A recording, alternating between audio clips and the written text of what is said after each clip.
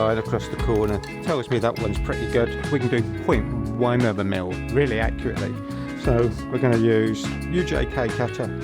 So this will allow us to do 4 different sizes. Just going to spot some glue along the edges.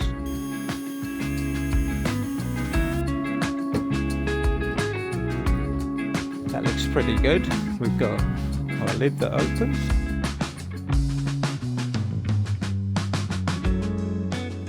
Hello and welcome to today's Woodworking Wisdom. I'm Jason Breach. So we're going to run through another little type of set project.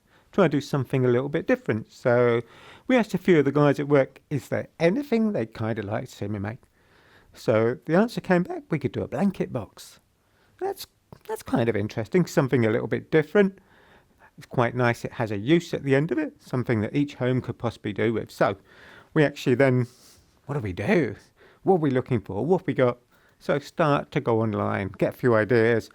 The lady involved came in with a couple of drawings or prints offline. We'll bring these up as a picture, kind of show you. That's my start point. Next thing I kind of asked, what do you have as bedroom furniture? If you're going to put this in the bedroom, we want to try and make it look similar to what you probably already got. So from there, I've got my idea of what she roughly has and a blanket box to give me an idea of sizes. That can be worth doing, print off online. So from there, started to plan out. So the bit of plywood on the bench will give me the aspect I can draw something out, full size, it doesn't shrink, doesn't move, it's not on paper. So all those little things can be good. So my bit of ply allows me to draw it out. Also allows me to show her and go, that's the size, that's the length, that's the height. Okay, that's quite nice. Then they can go and double check it. So we've drawn it out on here. Now we're going to do a weird thing. We're going to use some domino type joiners. Never really used before. I don't have domino in here, but we're still going to use it. Now if you have domino, you could do the joint with the domino. If you have biscuit jointer and you want to use that, yes, you could probably do that. But I'm going to show you how you can make up your own dominoes. We can do our cut quick and easy to join together. So no fancy tenons to cut, no mortises, all those little things. So going to go with some dominoes. Next thing, having worked it out, the style of the furniture she's already got has quite a chunky leg. About 80mm square. I kind of went, well, we only need 4 bits, but we've got to buy a whole plank for it. I've got quite a bit of 1-inch board material. So could we actually make up the leg? So we want a leg that's a bit higher than we're going to use, but with this, gives you an idea, we can have our size. But actually on the inside, I'm going to show you how we can join that together, make up the leg. The base will sit on here. So let's just drop that into there. That gives me the length, and then we've got our joining rails where they're going to come in and we're going to domino joint those. So I've already started playing around, see what's possible and see where we can get our dominoes. Got the right one, that's too wide. Let's go with the 2 narrow ones we made. So that will give us a way of jointing everything together. Put this on, hopefully I'm on the right way round. Not quite, look.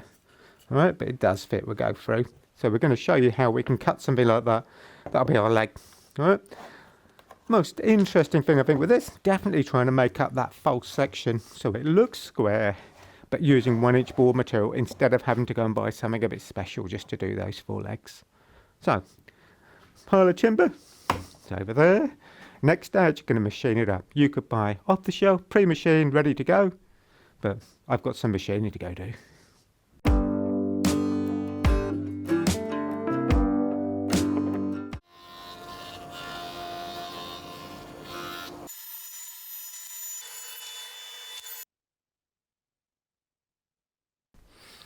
Alright, so we've done the hard machine in reality of taking everything down, surface flare, thickness. But actually I haven't got the sizes exactly. If you're watching, I've actually machined both edges. Why? Normally you'd only machine one and then you parallel it. Well actually I want to rip these in half. So I want a 60 and an 80mm rail. And quite a few of the bits of wood. So different sizes, but actually by leaving them double width, it's less handling. So I can machine it, it's easier for me to grip than something very small and narrow. I can machine it down to a 20mm. Now I can rip them down on the bandsaw, take them down and then machine them again just to do our square face to parallel that up. So that's our next stage really, set the bandsaw up, rip them down to the sizes and then I can go back to the thickness and just parallel them. You could buy pre-cut machine material, that won't hurt. But just that scope of that's less manual handling, less holding and trying to machine something very small that you've got to grip. That can be an easier way of working. So I'm going to set the bouncer up, we'll get them ripped down, and then we'll go back to the thicknesser. So set the fence up, we want 80 and a 60, so I've gone a bit over 85, that'll give us enough just to clean up, square those edges again, so we can put the extractor on, bandsaw, put our guide nice and low, fingertip control.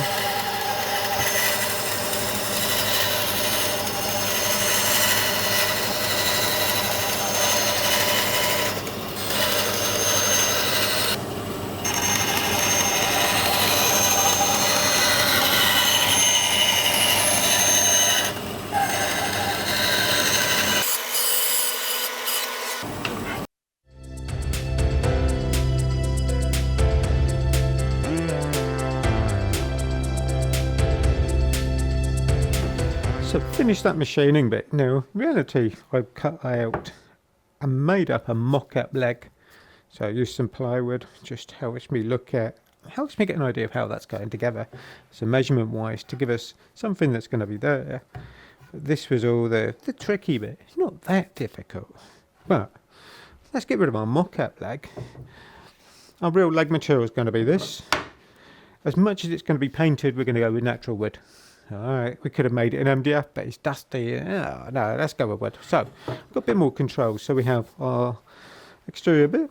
I can have one of those to make up our L.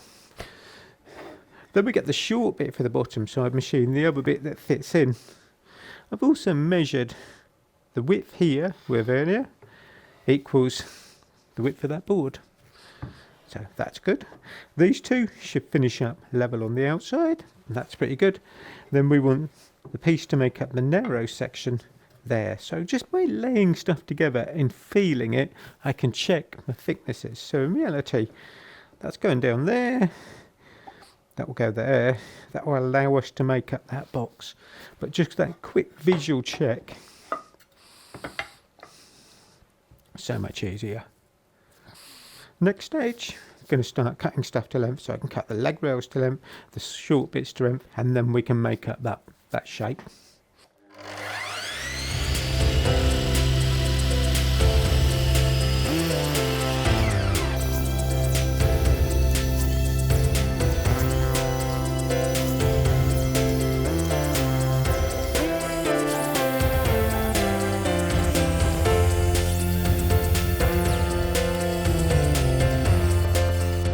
Alright, so we've just cut our leg material all to length. So just laying things out. That's going to go. So they match lengthwise. Got our bit. One of those. So hopefully that'll go there. Let's cheat with a little gap block in behind. That there. So this will give us the aspect we can build up that square section for the bottom of the leg. And on the saw, it looks like we're being really, really patient. What I don't want to do is drag the blade back up and catch what we just cut nice and square. So I'm letting the blade stop. It takes fractionally longer, but I know I'm going to get a nice clean cut, so everything will be the same length. So that little bit of patience can really be worth doing. So next stage with these, we'll be able to glue those together to make up that section. So we get that nice little box section, which will be the bottom of the leg. The rails will come off of here, which rail material we haven't cut yet, but will be in here. The base of the blanket box will actually sit inside the inside of the leg, so we've got 4 of those to glue up, and then we can start connecting the rails and the panels. So, okay, so we're back in the bench room, so we can glue these together as a pair. So I'm kind of looking how they come together, lining the grain up a little bit. That's not really important, in fact it's going to be painted, but they will come on there, checking how things are. We've got some clamps, got our glue. So, glue spreader. I don't want too much glue, and I want it down the middle.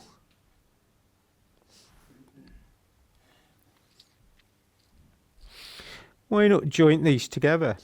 Traditionally things would have just been glued. You could add a biscuit if you really like, but if you think some of the old furniture that we've got that's been around for centuries and still together.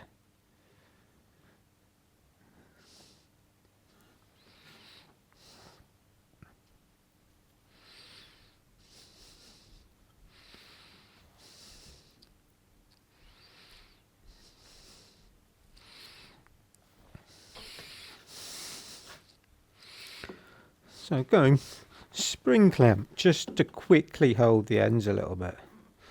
It'll pinch it up. I know it's going to slide about because the glue's in it as well, but that's going to hold one end. So I can come down to here. Let's have the other one just in that end as well. Extra pair of hands if you like. Take our spring clamp off. Tear that out. So that one's together. Got a little bit of glue on the inside. Just scrape that out.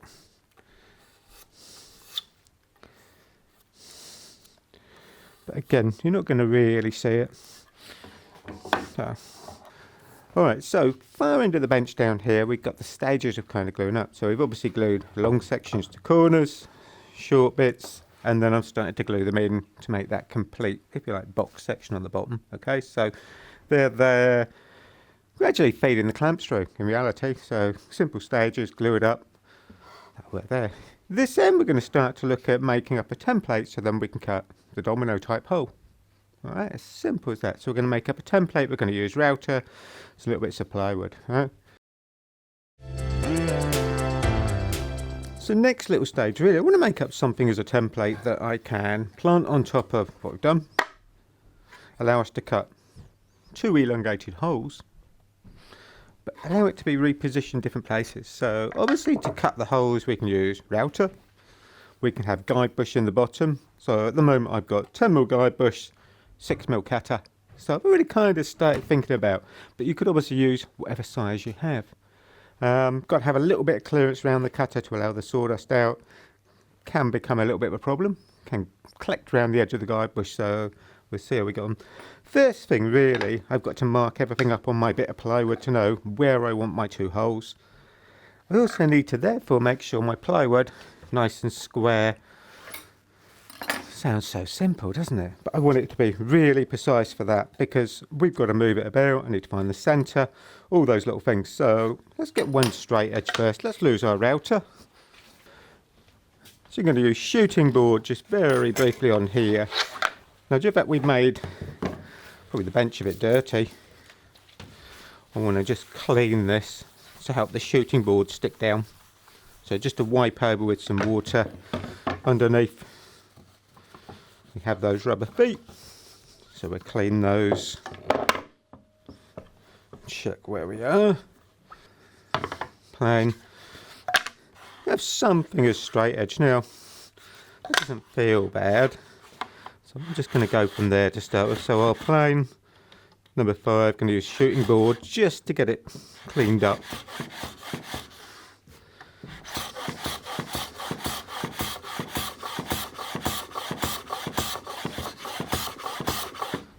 Then we want to have a quick look, check what we're getting there. We can use camera light, that's good. One side done. Pencil, I'm just going to put a line across the corner. Tells me that one's pretty good. We can double check.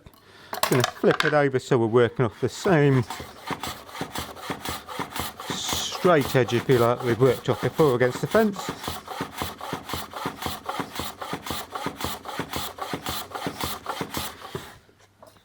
Need to check it. Again, use that light as a bit of a guide. Something there's a little lump. Let's just check we've got nothing on the square as well. That's pretty good now, actually, that's better.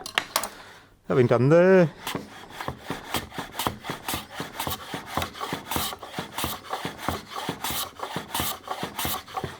we can check it's square off to that last bit. That's good, okay? Now that might seem a bit over the top, but it's going to help me mark out everything nice and accurately. So we're done with playing and shooting ball for a minute. I'm going to start to think about, now the other bit of plywood here we're going to use for, if you like, a fence position, make it repeatable. So I want to set that up. Let's just take the ruler out of there.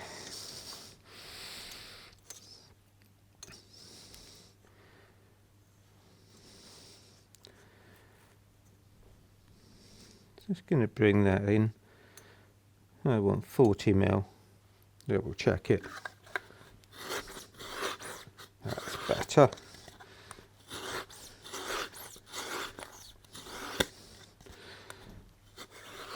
Okay, so now we have a mark coming round that gives me, if you like, the position at the front of my fence.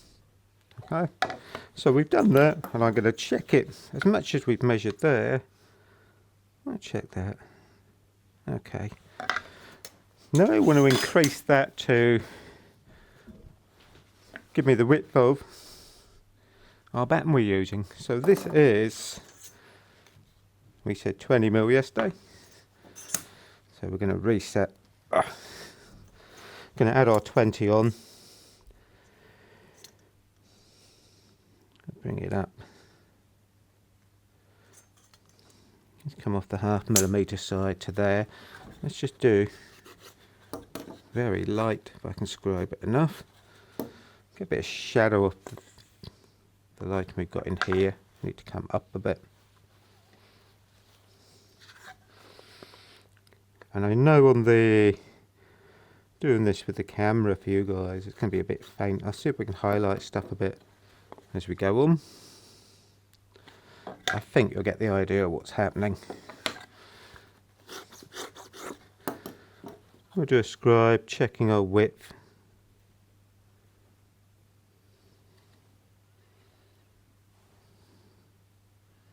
That's not bad. Okay. So this is giving me the width of our rail. So far we have a fence line, and then we have, well, a rail's going to go on here. So midway between. Now the tricky bit.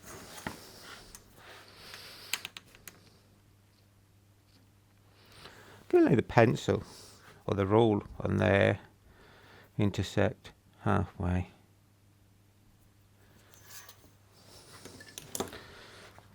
And then want a centre line of that. We could measure it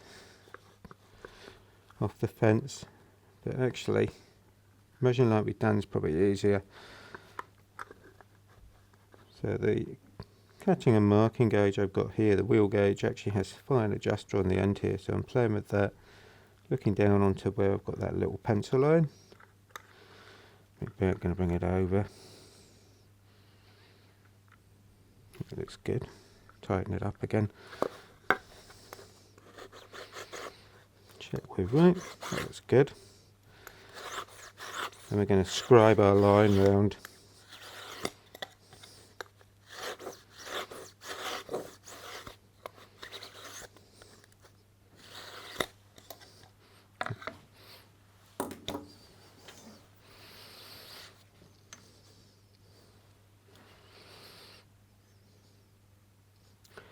Halfway, what have we got? 156.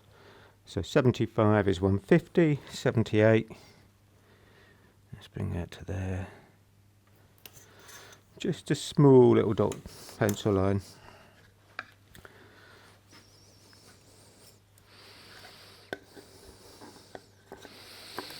Again now, I'm just trying to angle it so I can use the light and not create too much shadow. Roughly coming up to halfway. Let's see what we've got. Now we can go anywhere on the board for that for a second.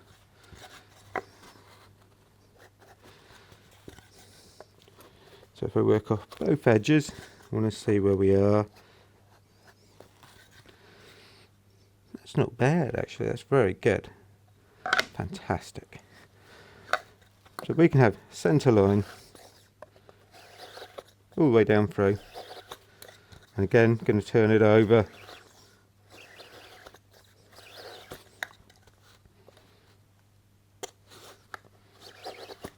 Alright, so we now have,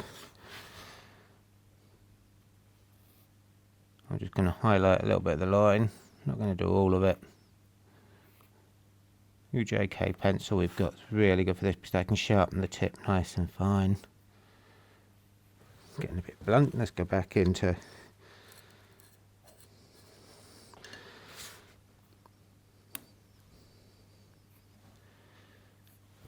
so I'm hoping where I've just highlighted that just a little bit, you can see our lines we've got bridged out.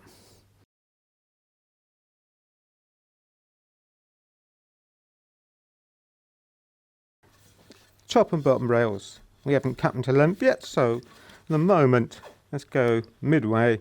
These are machined 66mm. So overall on here, which way to do it? Let's go with that. And again, I can mark this back out in a second with the guideline. I'm going to put pencil line down through there. Let's have the width of our board. We're going to double check all this again. As you kind of get, this bit needs to be pretty accurate. Got vernier as well at the moment, so we can grab that. So I've marked them out, double check them, so that's the width for that rail. We've got our gauge again. Just set that so we can mark that either side as well. It's good if I can do back edge. So lots of marking out this stage. We know we need our drill. We have a 6mm cutter, 10mm diameter guide bush. So we have 2mm either end of. So we've got to think about where we want material, how much we want, and where we can offset things. We need a little bit of a gap in the middle. We want to put 2. I'm going to come up to there. I've just got to hold that still. So centre line, I've come about nearly 3mm over. One there. Turn it over. There. So I've got spacing there. We know we can do our cut. Other thing that I thought about with this is on the end of this where it comes in, we've also got to do a rebate groove in the rail for the MDF to sit in. So what we don't want is the domino type cut on the end being hit with the cutter for the rebate for the panel to sit in. So we've got to make sure we're in enough. So I'm going to go 20mm. What does that give me at 16mm?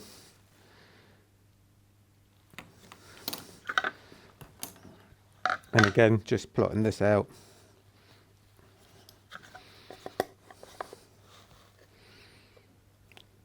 Again, setting up a cutting gauge just to check where we are a little bit fine, so let's bring it in a bit.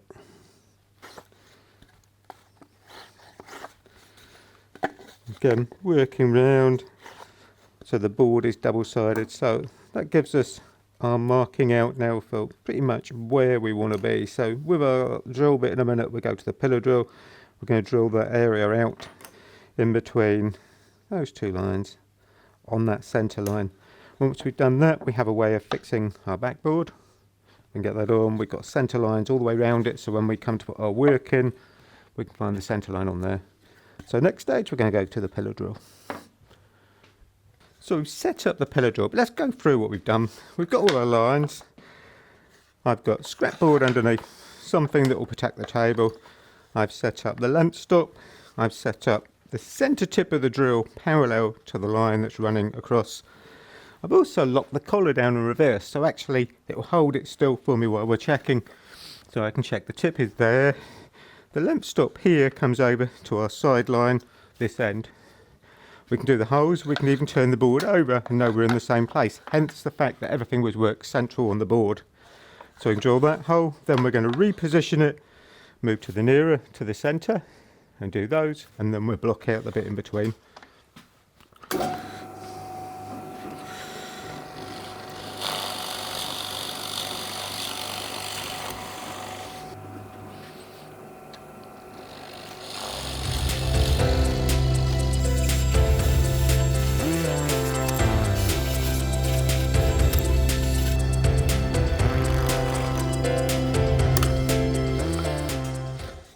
So we join the holes up a little bit and get something more elongated, but all we've now got to do is just clean up those edges, file it in a bit.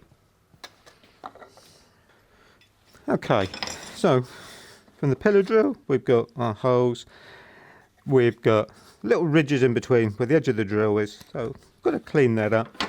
So I'm going to put it in the vise, I could even be a bit coy, I suppose. Let's give us something as a platform. So I've just put one of the scrap bits from the cut off before this side. Just checking our depth. So you can just probably see my fingers coming through. Just going to go with hand file. We haven't got a lot to come off.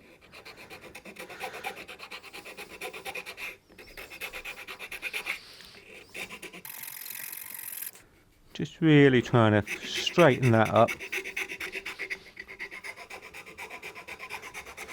Get it there. Now in a minute we've got to flip the board over, we'll do the other side. Reverse it.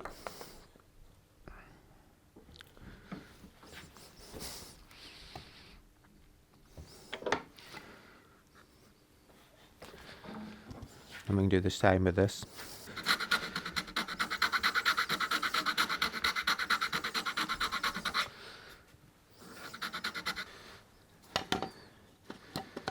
A guide bush on the router, we want to check this will slide, so I'm getting a bit of stick still, that one. Tiny bit on there. So it doesn't slide quite free enough yet. So we can go back. Take a little bit.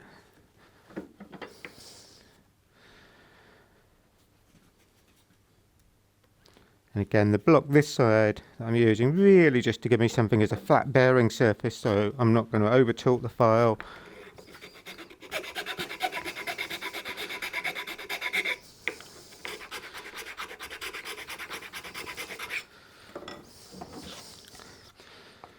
And though fingertip wise I can still feel a little bit of ridge.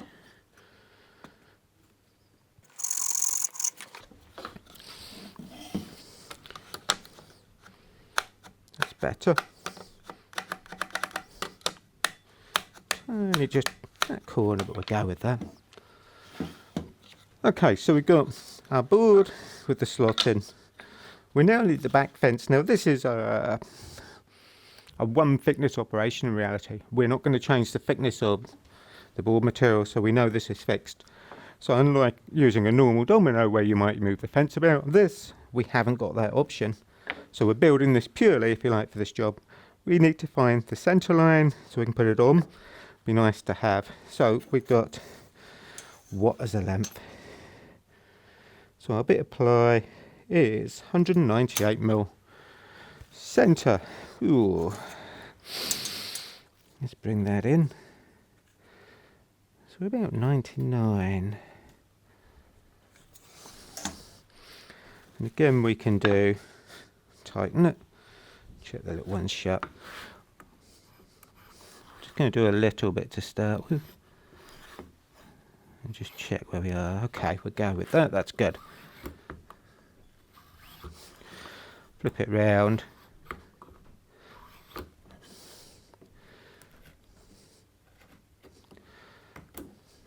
And again trying to mark up all round this, which is going to seem a bit strange. But will give us something a bit more sighted. Scribe line on the inside's not bad there. I just want to highlight it so we can probably see it a bit more on the camera. So first of all we can fix this together. We can get it on there, we know where that's got to be, that's great. Also allows us, when we bring the workpiece in that we're going to do, we can have a centre line that we can actually, if I turn my hands over, can relate to on the board, over here, or even on the inside. So all those little marking outlines can be good. Again, we've got a line on our ply board for the centre line. It's going to make life easier a bit later on. So let's highlight that as well. So, just clear things a little bit. Now, this is the rail, which is our true thickness. Either that I've got really short bits, but something longer would be good. I want to put it on there. I'm just going to open the vise out. So I can bridge that across there. That gives me access underneath. I can look down on it. We're going to double check this. Just want to clamp this in place. This is the location that those rails would need to go in. And again, just finger tightening. Now, I want to make sure that's parallel. As much as I'm working nicely on those lines that we've scribed in, I could even use that wheel gauge just as a quick depth stop. See what's happening. That is good. So hopefully you can see what we're doing there. We've set it up. I can double check side to side on where we are. Okay, cope with that. Make sure they're tight. Then when our bit of play in a minute, that's going to go down on there. That way over, we've got a nice clean face. Let's just check how that sits. I want it to sit squarely, make sure there's no angle. That's good. We then need to stick it on. So let's grab some supplies. Going to do something a bit different for this. We're going to use some super glue, a bit quicker. So I've got a guide. I just want my pencil line on here to tell me where the overall width of our board is. I'll get us there. Bring that out. Should be equal either end. This isn't going to matter too much. This is really so we can have a little bit of glue. So our super glue. Alright. So we can have a little bit of glue down on here. Just going to use the nozzle. Spread that about.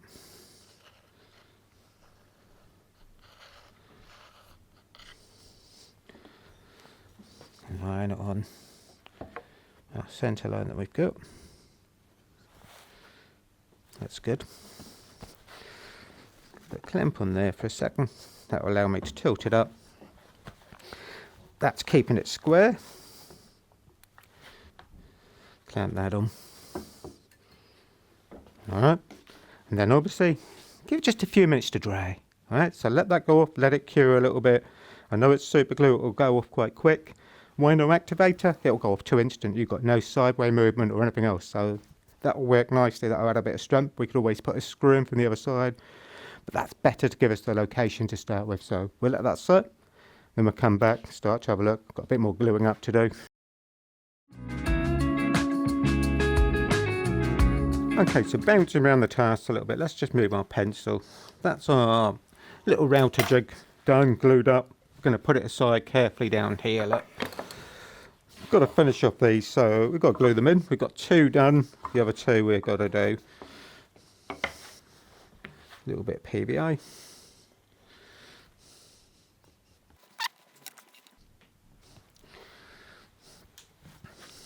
Then, right, let's have a quick look. Got that one there, let's have this one here. This is me looking more at continuity than worrying about how things are. Let's go that way round, okay.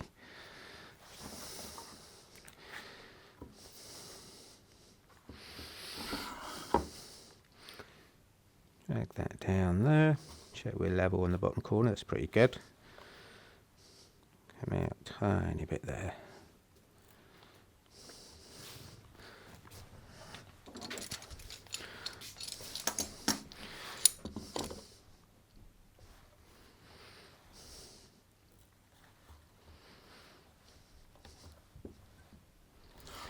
There.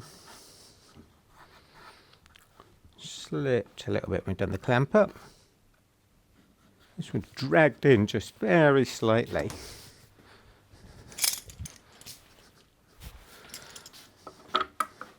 Let's see if we can pull it up a bit. So adding another clamp just on there, undo that, finger tight, tighten it back up. That's better.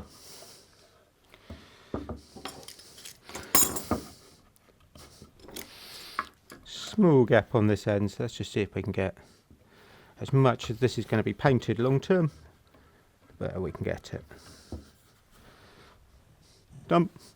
One more today.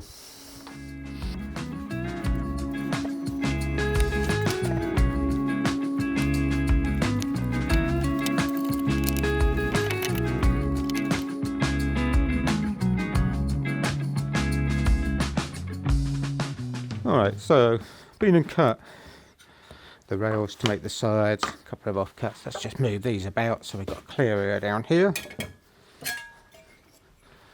Want that. They can dry. We've got somewhere this end now at the moment. So we cut those rails. That's a couple of short offcuts, something we can test and play around with. So we have our jig. Setting something up so we can find the centre as a pencil line, not a scribe line, because this I want to be able to rub off without having a permanent score mark. So it's given me somewhere that I can double check that we've got dead centre either side.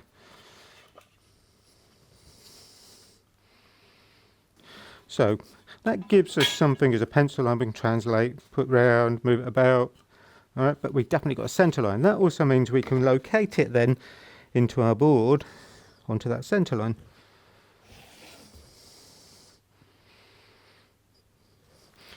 Which obviously therefore means we can locate it in the vise exactly the same way. So I can have it go here.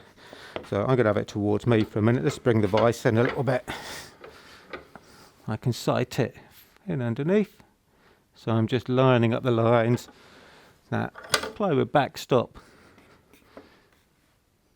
That's good, checking things are level. Let's set it up squarely. That's on there. We got our router, we can do a test cut. So if we bring our router in, let's see how much depth of cut we can have. So that's 0. Alright, so that will come down onto the workpiece. Our cutter should just be overhanging the bottom. I can feel it on the board. Maximum depth of cut. Let's see what I can get a minute if I bring it down. That's to there. I'm just going to sight off the side, give me an idea. Yeah, that's quite long. Let's come back a little bit. Let's do the turret stop. So I'm playing around with the depth and really just sighting in from the side, seeing how much overhang there is going into the board. So we set up a depth. We can measure that in a second. And again, this is just practice cuts, see what's happening, set up, not the workpiece yet.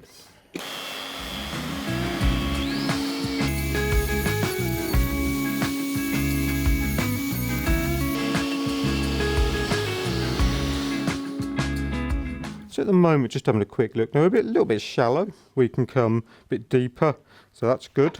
All right, but we've got our 2 locations. We've got a little bit of material on the end, which is good because we've got the rebate to do for the panel. But I can go a little bit deeper. And again, like I said, this stage, this is just really checking that it's going to work, see how things are coming together. We've still got to actually make the dominoes to go into this. So that's looking quite good. So starting to get ready to do proper cuts, if you like. So at this point, we've done test things just to see how this is going to go. I've made a couple of quick, easy, if you like, domino type inserts just to go in there, test it. We've still got to make that. My view on that is we're going to make the holes first, then make the bit of wood to fill them. That's easier. So we know that will work. That comes together. So now we've got to start to transfer that one here. So we have the bottom where we've got our square corners, right? And obviously our top bit. So in here, we want to extend that line down so we've got something to eye up and mark. So I'm going to use a saddle square. Quite a clever little device, so we can come to the top of that square lug. Level it there. Let's get our pencil. I'm going to come up through here. Right, so we've got our line there. That's going to indicate. So we can line this up wrong way around, put it on there. We can line up our middle point with that. We've got adjustment, we can clamp it on. We can cut our 2 holes. On the top one, I'm going to go back to what we've already set up here because I know this is central. And again, we can do the same down on there. And then we've got the same to do on here. So we've got to have a centre line on there. So we have things marked out, have a quick check, I can view it easier there. So we know that all comes together. So then it's now a case of starting to cut those joints. So it's quite a few to do. So we'll start off and we'll get you back in when we're totally finished, I think, but you'll see a few done. So having marked those out, we can start to cut them. So we've got our line. I've also got the square line here, naturally formed from that corner. So let's set this in the vise. We'll do this bit first. I can drop my board on.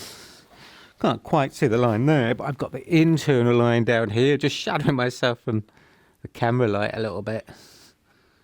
Make sure that that's on there. I can also G-clamp this on. We could have dropped it in the vise, but think that'll work nicely in there. At this stage I can even do quick double check how that line lines up. That's good. So all that layout was quite important on this jig box.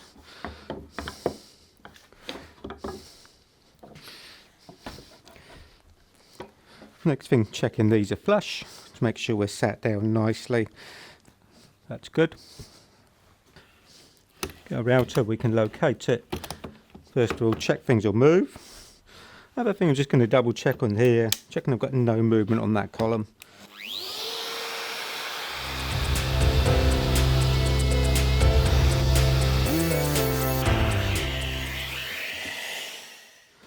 So in here we got first one done. We can move it up in a second. Technique with the router: the plunge, up and down, drill a series of holes, then link them together. The dust is going to bind a little bit in the end of the holes here, so you might need to double check, clean it out, just check you're getting all that length.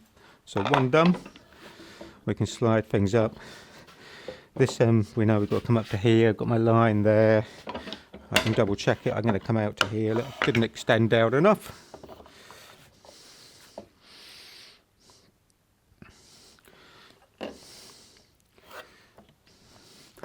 For double check, which that's on there. Okay. We can do exactly the same to there. We can clamp that on in a minute. We'll put it in the vise, we'll have a look, just checking where we are there. Okay. Get him in there. A little bit fiddlier. That'll go. Put it up. Sit things on the bench a bit, give us a bit of an angle to support it. That's better. Line things up. Then we get this one in the vise. Double check. Check we're sat level. We look good.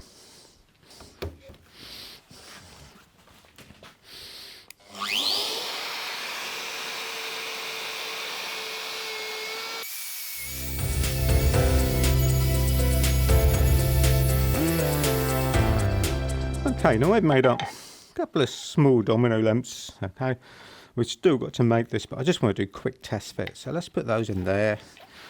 So that will give us something we can join together nicely, get it level, get it flush, and then obviously when we glue it up, a lot more strength.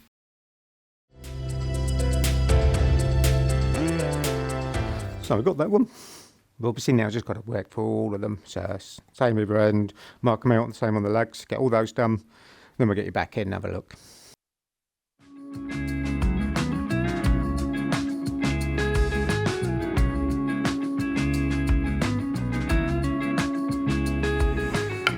We've still got a couple more holes to do. We've got to do the mid rail that goes in between. We've got to look at those. I haven't cut that rail to length yet until we get these in. I don't want to cut it and find it's too short, so it'd be nice just to wait.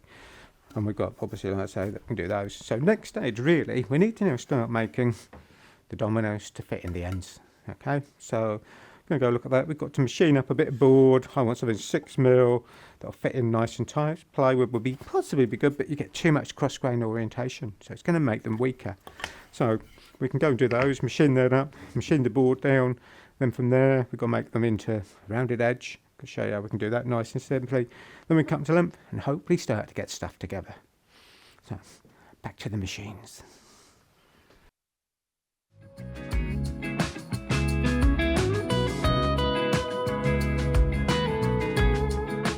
Right, so got a board, and we've just machined it down, trying to do the domino bit, so we can make and cut those, so we've got those inserts.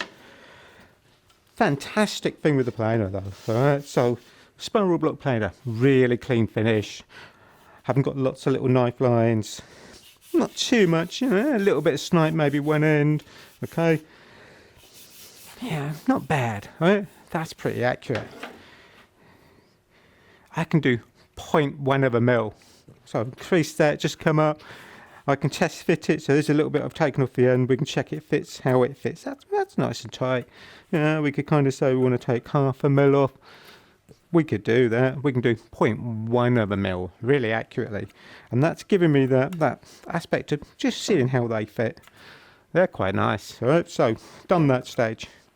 Next thing we've got to do, got to turn around. We brought the router table in. I've just got to set this up. Okay, so obviously we've got to do the insert. Now we've machined the board down. We can't have square-sided. If you think about, we've used a round edge cutter. We're going to get a rounded end on each end of what we need. So I want to accommodate that curve within it. I can't have these being too small. So we're going to use UJK cutter.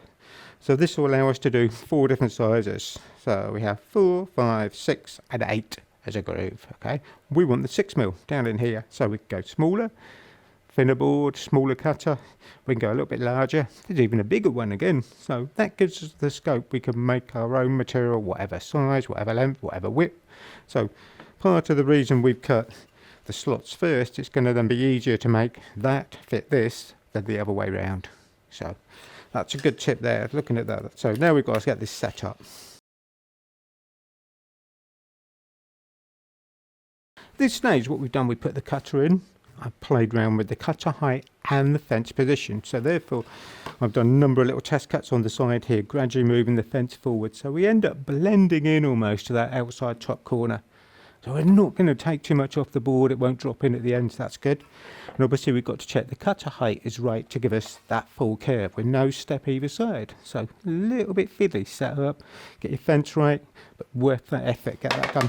Next stage, then we're going to start to build is put the feather boards in place so we keep our hands out of the way and protect things. So cutter's set, now the feather board. So we put feather board in, that's going to keep the pressure down, allow us to move it through. We have something as a little push block, so if we need to hook on the end we can. We've got a nice wide board at this point, so we can cut this, then we're going to turn it around, reverse it and take the other bit off.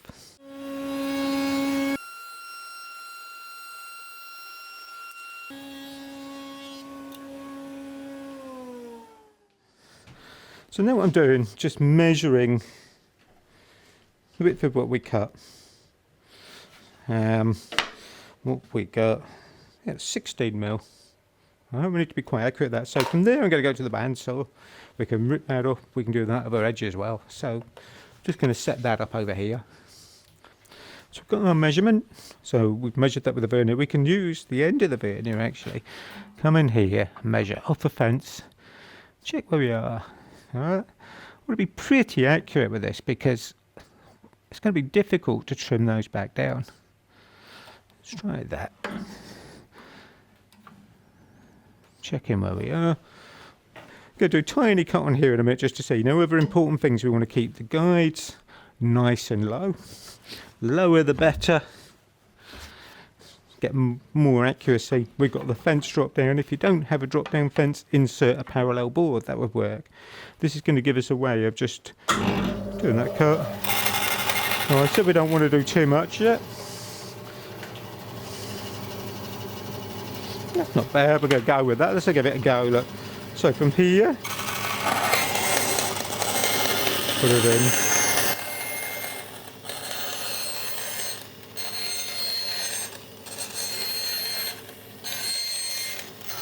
Nice wide board.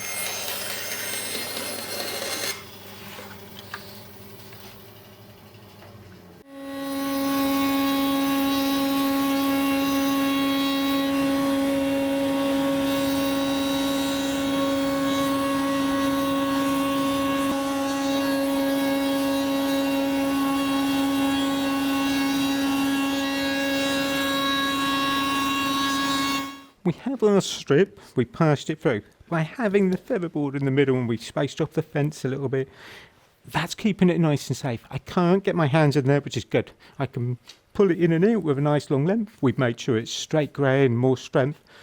What we want to do now, will it fit in here? That's not bad, okay? That's pretty good, right? Well, you know we haven't got any glue yet. So as long as that fits in our hole, that's pretty accurate. That's quite nice. So we've got a length. Let's do a few more. So there's the strip we've done. Wide board we did. Right, so on this we can now go through. We can use this edge against the fence, take that square corner off. Then we go back to the bandsaw, we take it off. We'll see how many we get. Get 1, 2, might get 4 out of this maximum. But that would be good. But using that wider plank can be nice to hold at this stage and give us the control. So we have that one. Let's turn the air on.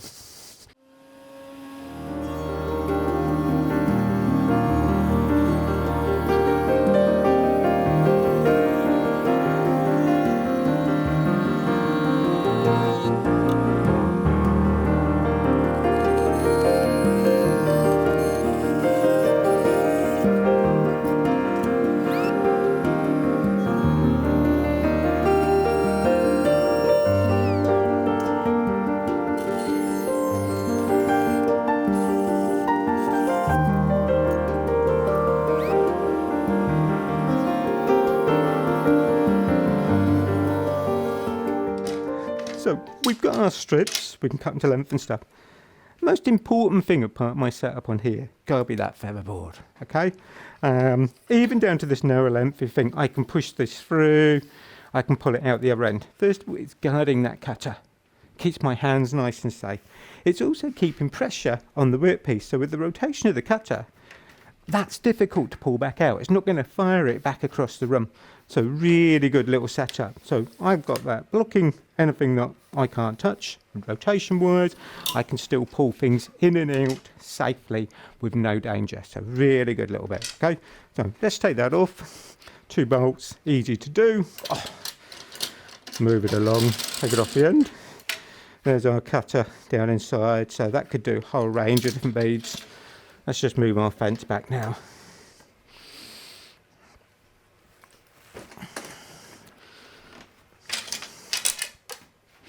So next stage really on those, we're going to start looking at cutting them to length.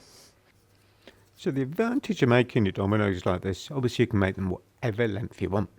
So longer strips are going to be easier to machine, but then you've got to cut them to the required length.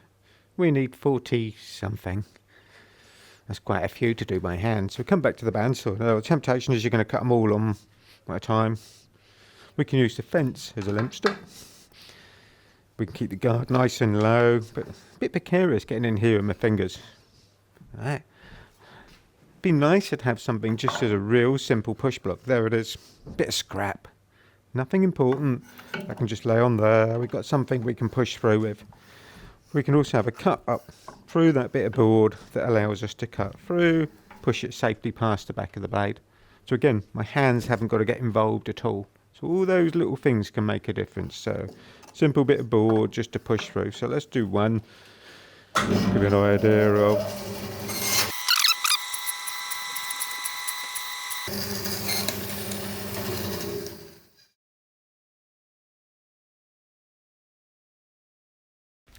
So we've got to that stage. So now we've obviously got our insert bits, got our rails, we've laid things out in the correct order, start putting it together. So they're going to do dry. I've still got other things to do for the panels and stuff, so I've got to look at all those little bits. So in reality, I think what I'm going to do, might find it easier. I'm going to put them into here. These will push in. That's good. Insert it a bit. And there. Same one here. A bit of glue, these will fit nice.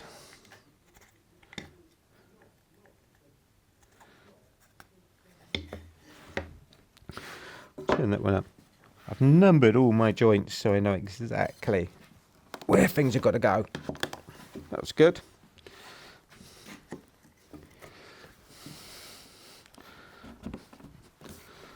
There.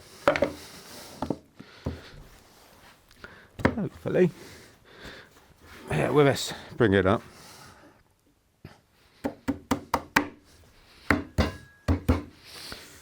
That's good. Fits nice and flush.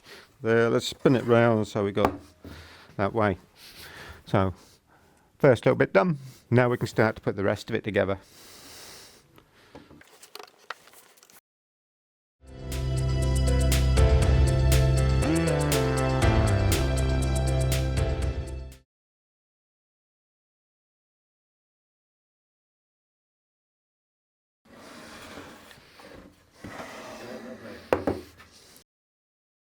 That gives us our blanket box frame. Next stage, we've obviously got to inlay the panels, so we'll get that done. We've also got to cut the base, and then we've got to look at the top. So panels are next, then we can start to clean up the frames, get them ready to glue up. So that's the next little stage, but giving us an idea how big it is.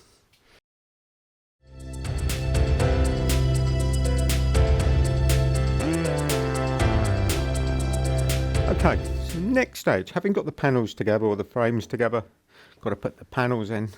Got some lightweight alloy clamps just on this because I don't want too much weight to distort it while I'm trying to work on it, but I need to hold stuff together. So that's on there. That's on. In the router we've got slot cutter so we can do our groove, so that's all set up. You can have a quick look at that down on there. All right, I've also set up the height for board material. We swing you around, it's up on here, bit of MDF. We've already done practice bits, so I want to check that's going to fit. So that slot cutter needs to match the thickness of our board, so that's good on there. All right, back to the cutter. It's obviously bearing guided, so when we come to do this we can literally just go around our frames as they're assembled. If we'd done this more traditional way with a mortise and tenon, we would have done the groove maybe beforehand, but with this we can put it together, makes it quicker and easier to do, and probably faster. So let's get geared up. I'll cut the first one.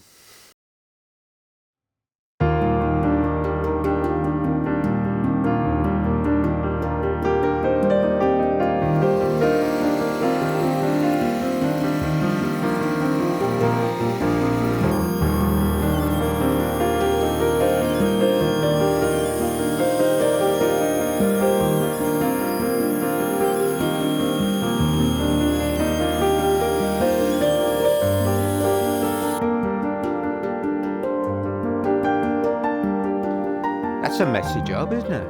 So, first one done. Got to do exactly the same for the other four, or other three sides. So we've got the other long panel, then we'll take the legs apart. So like I said, at this point, everything is just dry fit, clamped up, just to hold it in place. All right, so I'll set up, do the other ones, we'll get you back when I've finished, and then we'll show you with the panels as well.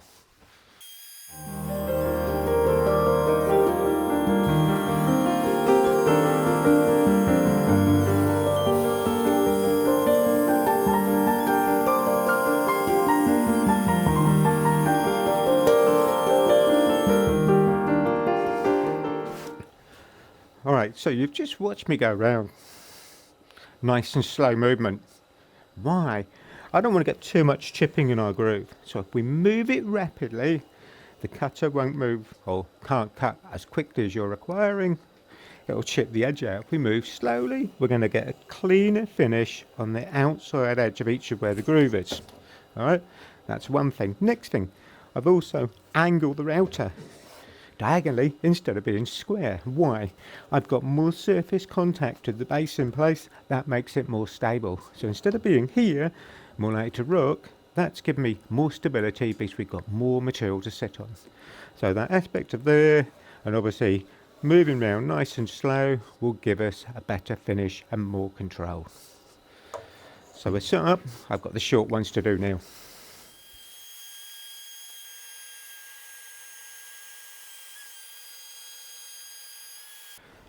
Okay, so we've done all our jointing, we've got all our inserts ready to go, we've tested the frames, put them together, I've cut the panels and made sure they fit. Alright, that's important. Now we're using MDF panels just about it's going to be painted. If it was solid wood, you need to allow something for it to expand and contract. So we're thinking about, we've got 10mm deep grooves, so plenty of material will allow that. Alright, so but worth thinking about. Likewise, even with, if you like, our domino inserts, we've done 2 instead of 1 big one because less shrinkage issues. So that's going to help. So now we're getting to that stage we need to glue it up. So we've got to do middle rail first. Alright, so I'm going to bounce around the bench just a little bit. I'm going to go glue brush, just easier to spread the glue on this for a sec. I'll do those. We can locate them in. He says, ugh.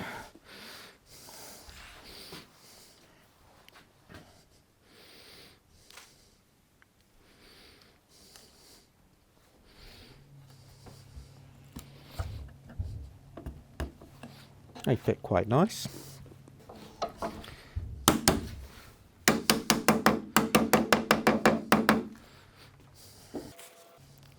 spread the glue about up on here a little bit. And put our rail on. If I can find my hole there.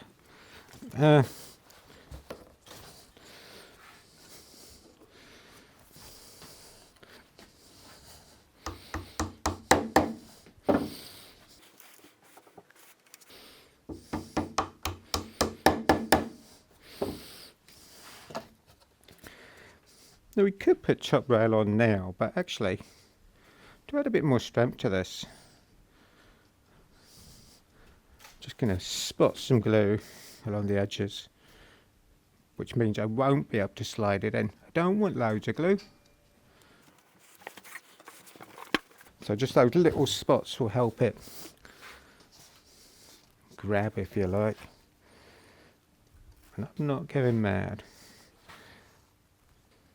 Can't do this if you've got a solid wood panel.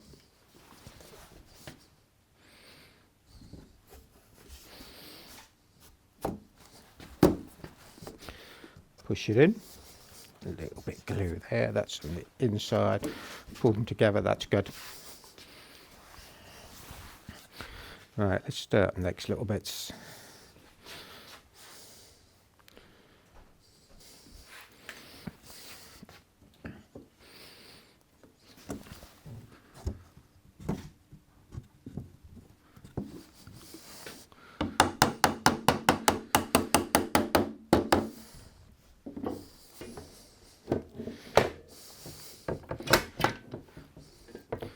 So at this stage, just really want to squeeze this up. I'm trying to line things up nice and squarely. That's pretty good. I'll check my numbers. Let's turn it round now. It's number 1, 3, 4. Okay, good.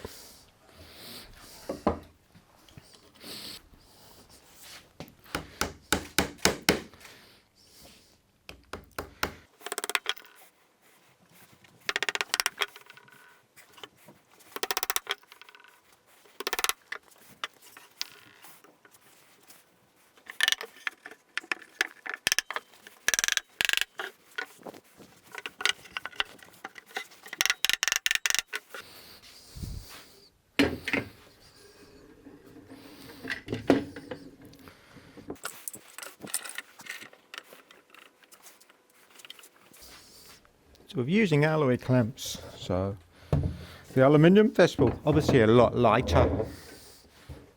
Going to make it easier to turn it over. They also won't get the black staining mark off the glue and the steel. Okay, first one done. So just checking now, everything's coming up. Get a water rag in a minute and have a wash, but that looks good. All the joints have come up nicely, they're level. Everything's tight. Just have a double check now. That's so much easier to move about. The glue on the outside going to leave. We can get rid of that when we come to sand it, so that looks really nice.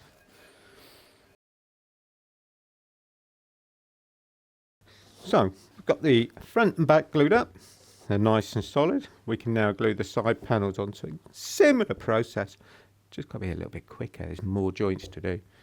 So everything's laid out prep wise, clamps are on the ready, glue and everything to go. Let's have a look. Let's put the glue out here so it won't dribble everywhere.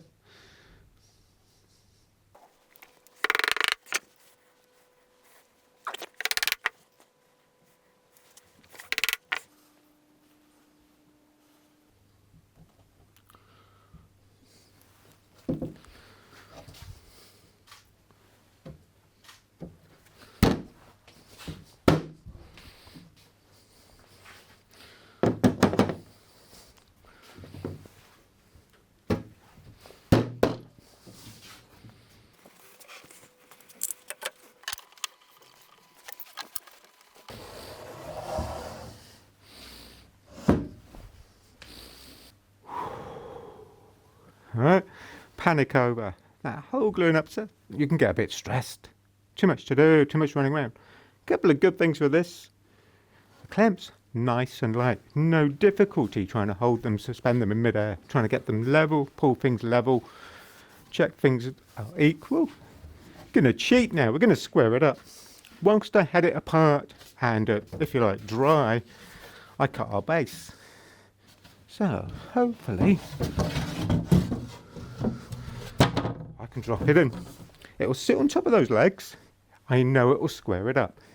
So I'm checking already now that that base will fit in. That's good. So that sits down at the moment on top of the legs. Just got to alter it a little bit there. And then that will square that up nicely. Alright, so all those little things can add up.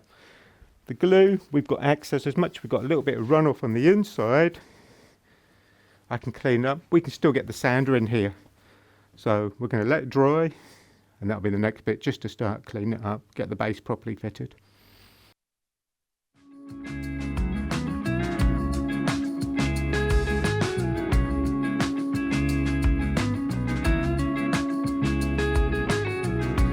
So all we've done, fixed some small batting just in underneath, so that's going to support the MDF base. So when the kids want to hide inside it, the bottom's not going to fall out.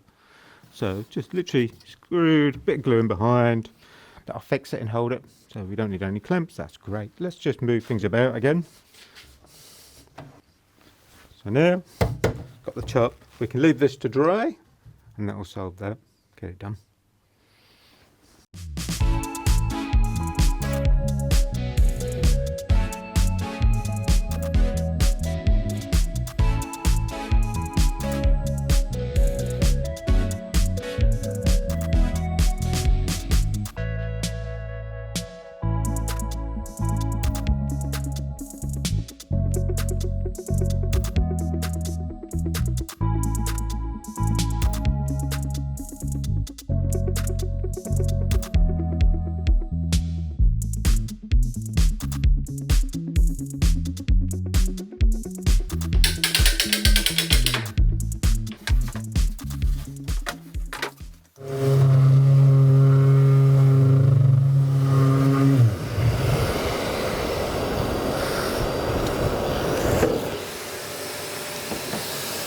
Sorry, mate. Yeah, I'd love a cup of tea. So guys, we're just having a bit of a quick sand session, trying to get the outside, inside, get it all cleaned up. The top at the moment's down here where we glued it up. So that'll be the next stage, but really just a case of just sanding up those joints. Nothing too much. Everything's come together beautifully. So hopefully shouldn't take us too long.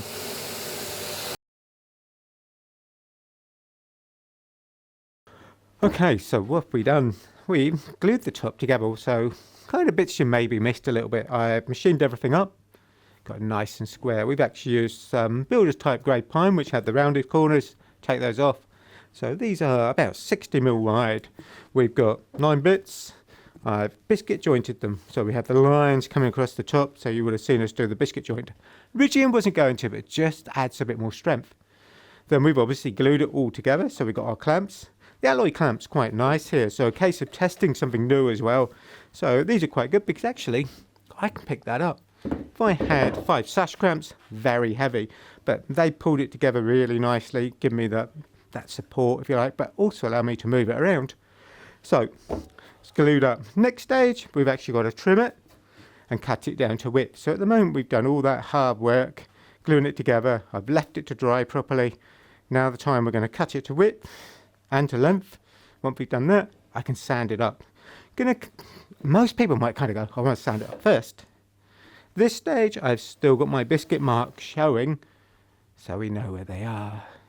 Because there's nothing worse than cutting through the biscuit and going, it shows. So if we leave the pencil marks, we cut it, then we can come back and sand it.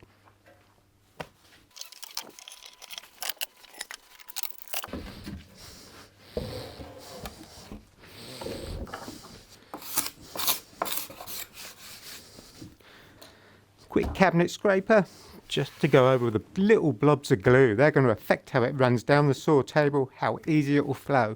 So get rid of those. That's so simple. Back in a minute. So I've double checked the measurements. Nothing worse than cutting this wrong at this stage. So it's worth measuring it. Make a note. I've added on 30mm all the way around, so I've got a bit of an overhang to lift the top up, get a bit of shape, all those things, but worth double checking. There's nothing worse than cutting it the wrong length now.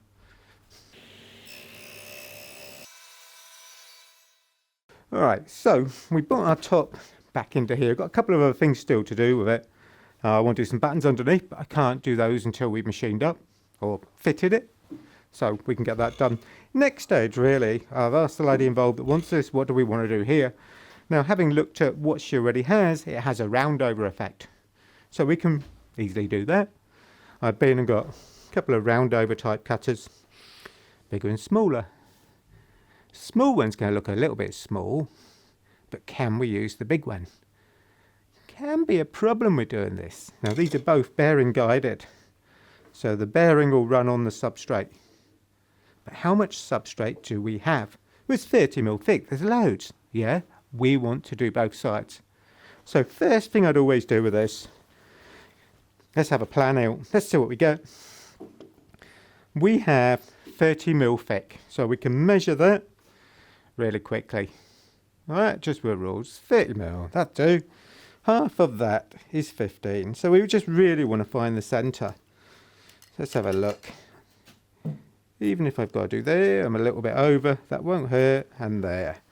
So now actually I have that as a rough guide. And that's all we are after at this stage, is a rough line to give us a guide. Small one. And then I've got to look at where the cutter, the little flat starts. We don't want that. We want to just come up to the round over edge. The bearing, okay, is there. That's just above the centre line either side. That's good. That's loads. If we go the bigger one, what happens? Can we have a look there? That's better. I'm actually just this side of my line. So in reality, I've got enough to make sure that the bearing has got something to run on. In other words, once we've gone round and done the shape all the way around one side and we turn it over, we don't want the bearing hitting what we've already just removed and cut, which will create a difference in the size. It will drop in a bit. That's going to look a bit weird. So this quick check could be good. Where that line is gives me a guide. Pretty much right on it. That's good. So I can get away with the bigger. So I'm going to set the router up and then we'll start.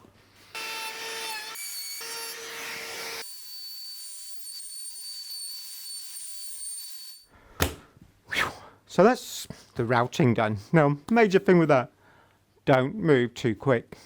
We did 2 passes because actually we're going to knock off quite a bit of material. Yeah, the pine's quite soft. It will also split down the grain quickly. So if you push it too far, especially coming down the grain, you'll rip it off in segments and probably go too deep. So if we move slower, you'll cut it more accurately. Take you a little bit longer, but you'll be more in control. Likewise, going around the corners. That's important. We took the corners off first, vertical in the vise, easier to get to. So that's given us that rounded edge. Next stage, I've got to sand it all now. But we'll get there, it won't take long, will it? Get the orbital out, we'll show you a little bit. But that's given us our top, that's looking quite good. Nice rolled edge. Not going to hurt when you wallop your knee on this now. I'll get the sander. Abrasive, sander. Other thing I'm going to do, as much as we've got the hoover attached, I'll wear my visor. That'll give me a bit more protection against the dust. Last thing, once we've done one side, might as well put some router mat underneath it. So let's have it for now to stop it dancing around the bench.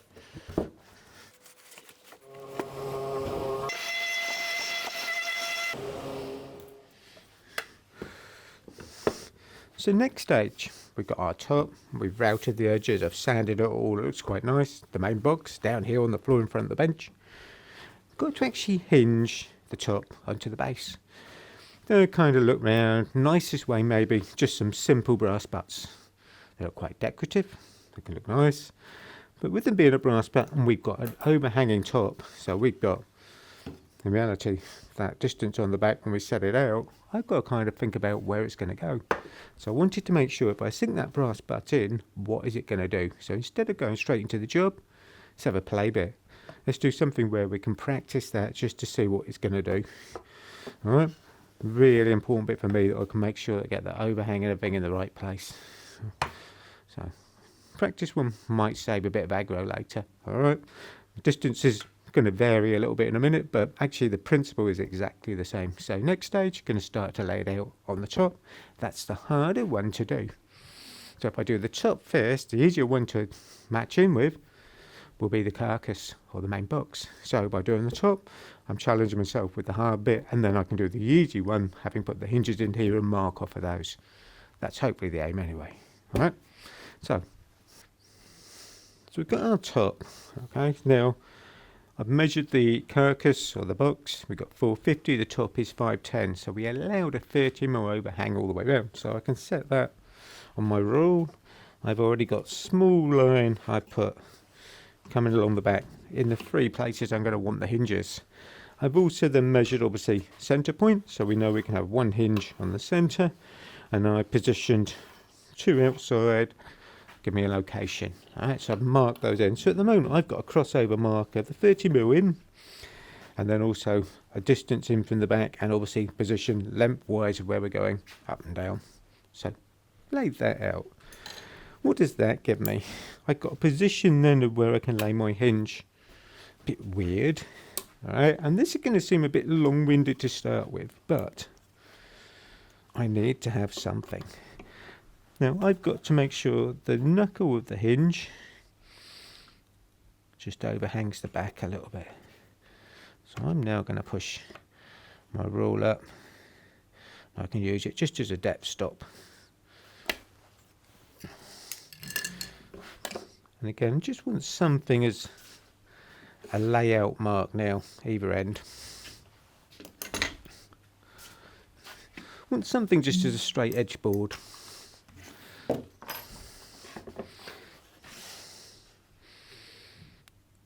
I'm just going to line that up with the 2 pencil lines.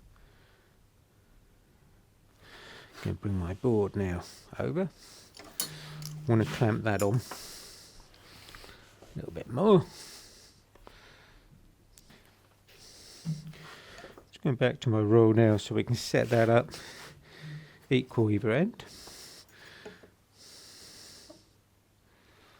1. As much as I've got my pencil line, this is an easier way of just double checking. 2. That's good. Double check our hinge. That's not bad. Let's just take the hinges off a second. I'm just going to lift the board up briefly so you can see where we are, and I'll explain what we've got. So we've got our backstop. We've got the line that's coming there. I'll be able to position my hinge with that now. I've got something that's given me an equal mark in to set the hinge up against. And obviously I've got that line there, so I can centralise my hinge on that hole. The advantage of using the fixed rail that we clamped on, I've got something straight to work down, and I know they're equal, so we're going to use 3 hinges. I don't want one that's slightly further in or the misaligning, so that's clamped on back at the moment. It's going to help me with that. Let's just open up the tail bar. So I just need a little bit of room. I want to stop chasing things around the bench. And my hinge I'm now going to fix in place, each one. So as I said, I've got my centre line that's coming towards me. I can look down through the hole in the hinge, the eye, and line it up.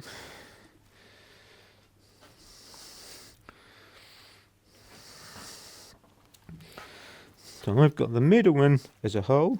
I'm also then going to use a hinge drill. This is going to give me a nice, accurate, clean hole, dead centre of that eye, instead of all over the place. So we're going to do one there. I'm going to do one out here. Our hinge drill works by being spring loaded and having the drill inside. The tip is obviously tapered so it matches the hole of where the hinge is, and then we can drill our depth. So like I said, we get a nice clean hole. So if I get my screw and I line up my hole and stop wiggling the hinge a bit,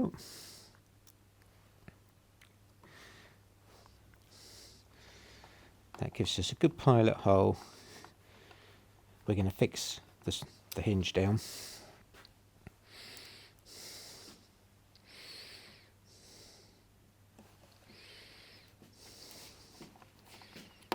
Alright, the screws we're also using a little bit shorter than we will fix in with, so these are temporary.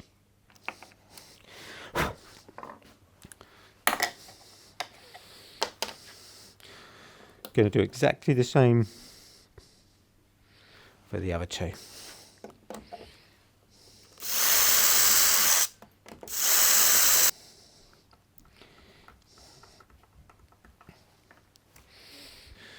Now we can see we're at the halfway point of the hinges, so I'm going to come to there, cut round it.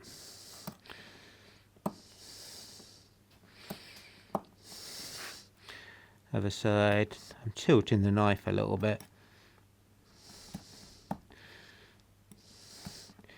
And I'm coming back almost to where the knuckle ends this end. So I've got that as a good guide. That's good. I can also come down the grain with this.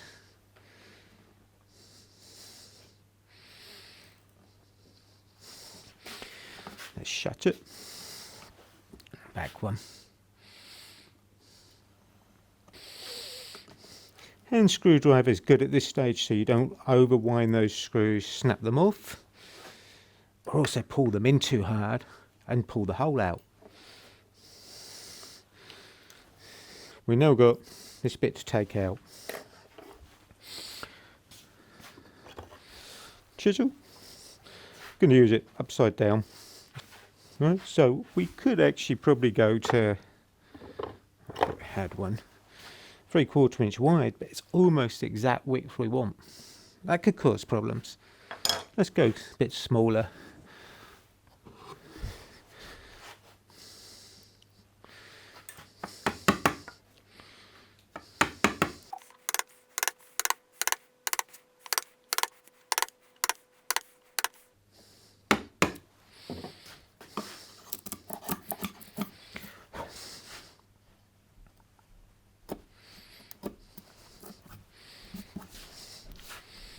Okay, so we started taking the waste out. I want to clean that up, but accurately.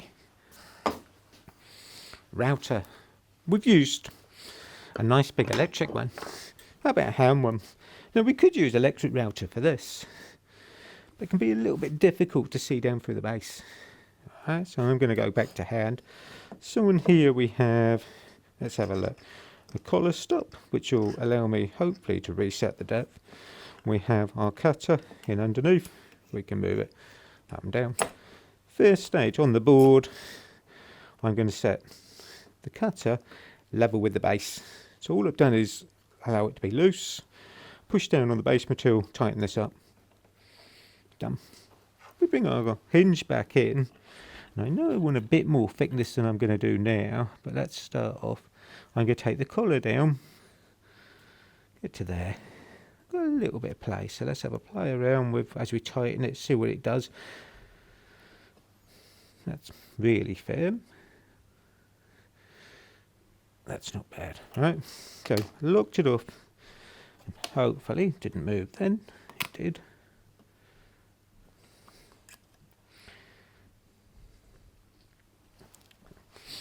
That will give us our depth that we want to work to. So if we lock it off now, we can use it for all three. We want a little bit of cutter depth. So I'm going to come into here, push it down to that stop, work down the grain on this point. Now, working both ends left to right. Why? I want to get right to the corners. I need to look at where the cutter is, what overhang there is. Next thing is start to have a quick check. A little bit of a lump in the middle still, so we get that. Tidy that up.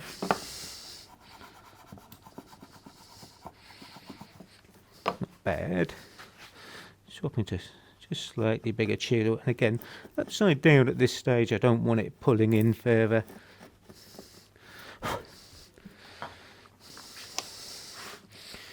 Checking what's going on. So first one done. Going to repeat the same process down for the next two.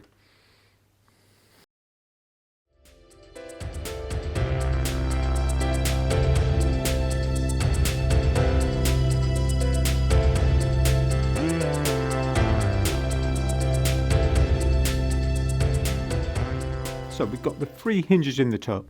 So now I've actually laid the cabinet base, the box, on top of this. I've turned it all around, but it's going to make it easier to see what's going on. So I'm going to come the other side. You can probably see the 3 hinges on that edge.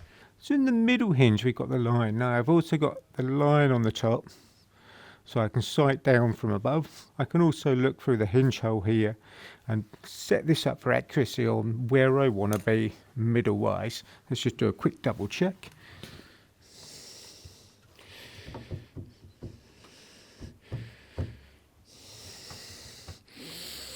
That's good. So having got the position left or right, there's a bit of weight to it, which is good. I can then use the marking knife just really to mark that corner. So one there. I'll tilt the knife a bit, do the other side. Repeat the same operation for the others. Next stage, I need the depth of the hinge to inlay into here. Well, we can't come past the middle of the knuckle. Alright, so we got the very centre pin. That's maximum. If you go beyond halfway, it's not going to function as well. So setting up, cutting wheel gauge. Let's tighten that one. Let's undo the bottom. I'm going to fine adjust it, bring it down. Let's double check now. That's not bad. Maybe just a little bit more. Good. Just as a quick guide now, I'm going to use pencil line to start with. Even if I use my knife, I can drop it into the slot and then over. I'm just doing pencil line on the back. Right, so catches in that groove. That now gives me my length to come down through here with the marking wheel. So we've marked out the one. Going to run down the line now. Let's just repeat it.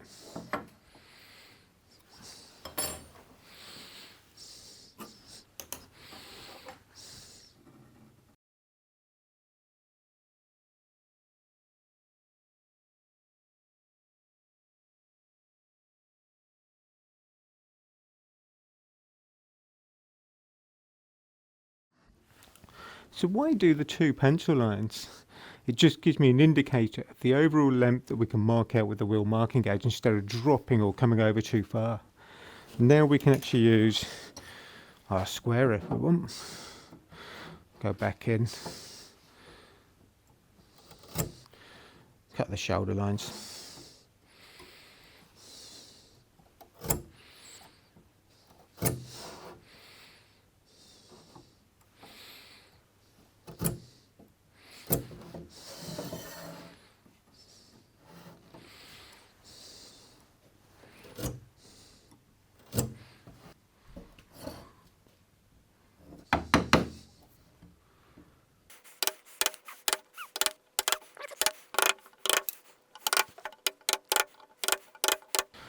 This went in. Now the tulip's a little bit harder, so having to cross hatch again, break it down short lengths, then go back in with a little hand router, going cross grain, getting better results that way than trying to come down the grain. But I need to break the fibres, so going across with the chisel's good. So first one done, got the other 2 to do, so we'll get on with those. So we cut our 3 recesses, and we've got a bit of a mixture, end grain, side grain. It takes a bit longer.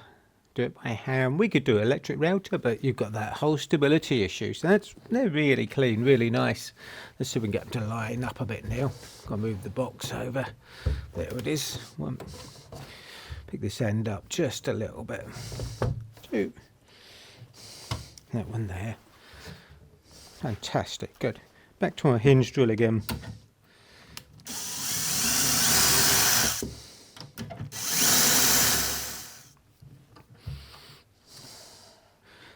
At this point we've fitted the hinges, so I've only put 2 screws in each. We've used quite short screws at this point.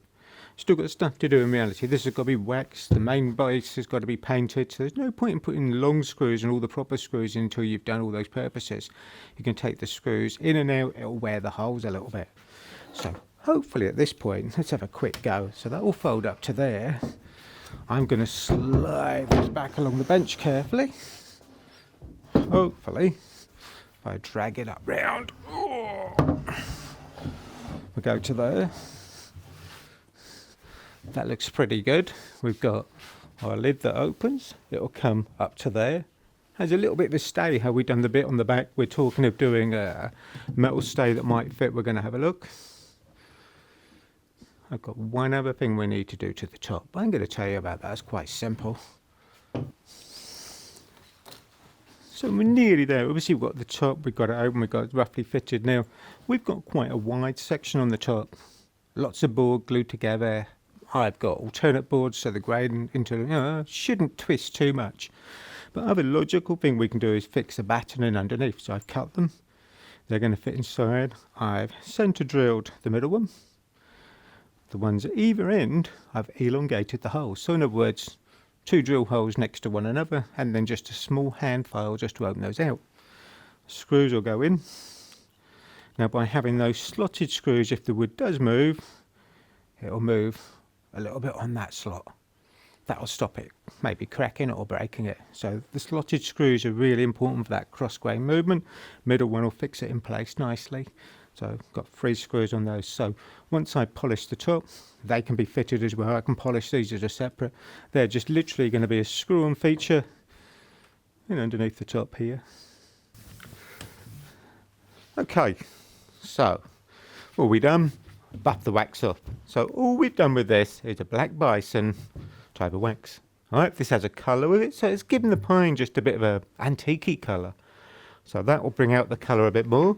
Let's just flip the top open. As we said to you, we're going to do the straps and underneath here, fixed with 3 screws, slotted either side to allow a little bit of movement. So that will work nicely. I put longer screws in the hinges, so increase the strength there. At some point when we get it delivered and Steph's painted it, we're going to obviously put a stay inside, so it won't drop down. Okay. She's going to paint inside and outside. So hopefully that's quite nice. So we've got something as a box. We can obviously sit on it. Hopefully you've enjoyed.